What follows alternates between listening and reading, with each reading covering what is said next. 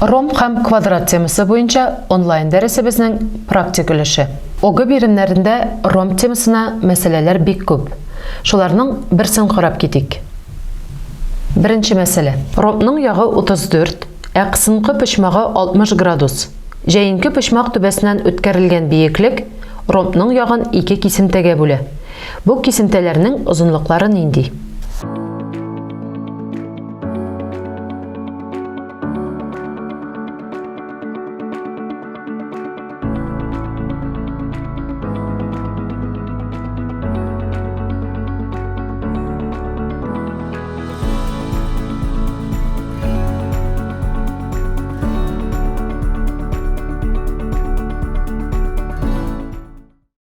Ягъни мәсьәләнең шарты буенча ABC ромб бирелә, AB 34-кә тигез, A почмагы 60 градус, BH ADга перпендикуляр, ягъни 90 градуслы почмак төзи. ABH эш почмагын карыйк. Бу эш почмакта H почмагы 90 градуска тигез. Демәк, ABH эш почмагы туры почмаклы. Туры почмаклы эш почмакта A почмагы 60 градус. Демәк, B почмагы 30 градуска тигез була. Туры почмаклы эш почмакның үзлеге буенча, ягъни 30 градуслы почмакка каршы ятучы катет, ягъни AH катеты гипотенузаның яртысына тигез. Ягъни 2-дән 1 AB. AB ягы 34-кә тигез. 34-нең яртысы 17-гә тигез була. Ягъни AH кесимтәсе 17-гә тигез. Икенчедән ABCD ромб.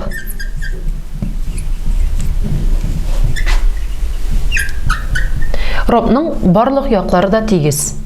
Ягъни AB, AD, шулай ук DC һәм BC яклары 34-тер килеп чыга. AD кисемтәсе үзе 2 кисемтәдән тора. Ягъни AD, AH һәм HD кисемтәләренең суммасына тигез. AD ромбның ягы булганга күрә 34-кә тигез. Шуннан HD-ны табыр өчен 34-тән алабыз AH ягын, ягъни 17-не. Ягъни HD шулай ук 17-гә тигез була.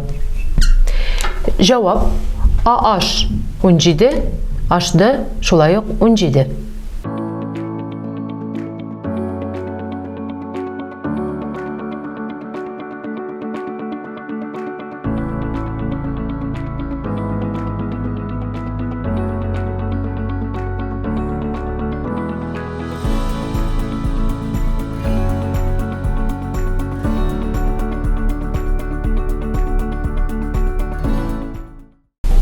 Икенче бирем.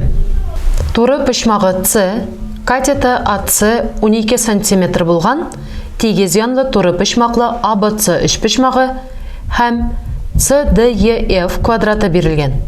Квадратның 2 ягы катетларда, E түбәсе гипотенузада ята.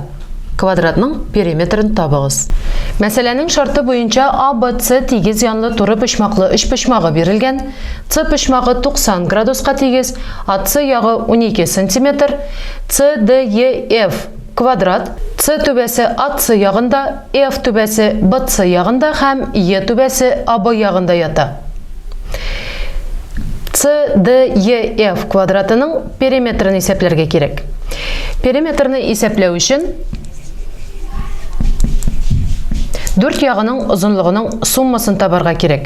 Квадратның барлык якларда тигез булганлыктан 4 тапкыр, мәсәлән, CD квадратның бер ягын 4-кә тапкырлыйм дип исәплибез.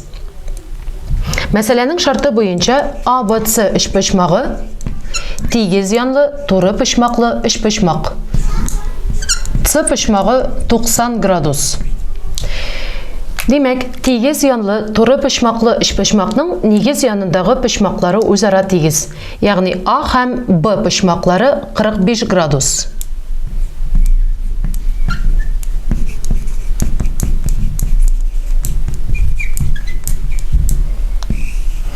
Икенчеден, AD'yı үч почмагында,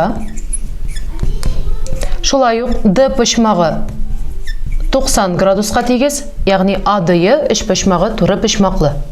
Бу үч почмакта A почмагы 45 градус, демәк E почмагы 90-нан 45-не алсак, шулай ук 45 градуска тигез була.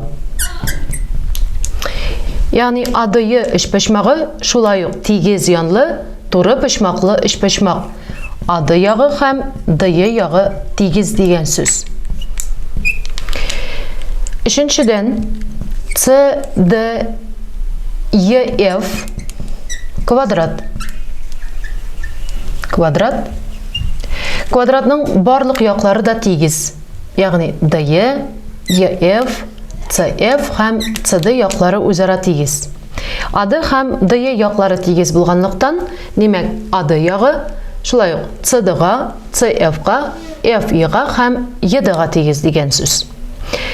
Дүртенчедән, AC ягы 12 сантиметрга тигез. AC үзе AD һәм DC тигез кисентәләреннән тора. Демәк, AD һәм DC AC'ның яртысына тигез килеп чыга. 12-не 2-гә бүлсәк, 6 сантиметр. DC квадратның ягы, без аны таптык. Демәк, CDEF квадратының периметры 4 тапкыр 6, 24 сантиметрга тигез килеп чыкты. Мәсьәләнең җавабы 24 сантиметр. Бүгенге дәрестә ром һәм квадрат темасы белән таныштык. Киләсе онлайн дәресләрдә очрашканчага кадәр сау булыгыз.